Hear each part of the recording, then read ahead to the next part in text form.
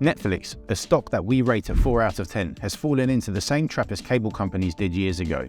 With markets heavily saturated, its growth has slowed to a standstill. Quarterly results highlighted user growth up 4%, a far cry from the double-digit growth of yesteryear.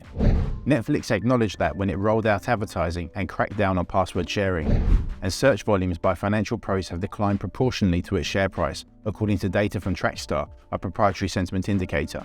Now, unless you've been living under a rock, you know who Netflix is and what they do. The company recently created ad-supported subscriptions to boost sales, making it more like traditional cable networks.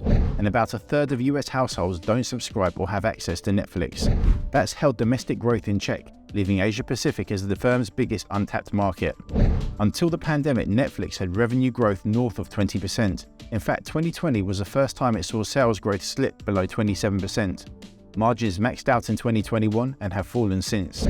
Last year, the company generated a huge amount of cash from operations and kept the capex light, but it did splash the cash on acquisitions. It holds a significant cash pile, but also has a much bigger chunk of long-term debt. Compared to its peers, Netflix isn't ridiculously expensive, and it trades at a lower PE than Disney. Yes, its price to sales is twice that of its closest competitor, but its price to cash flow isn't as outrageous as Paramount or Roku. Netflix has delivered outstanding revenue growth in the past, but its outlook is one of the weakest, and it's struggling with earnings. The only real plus is its free cash flow growth. Netflix represents mediocre value in an overpriced sector. The company's growth is questionable, and we don't see a way to improve margins. Bob Iger might have taken the right path with Disney, reducing spending on streaming to focus on its core businesses.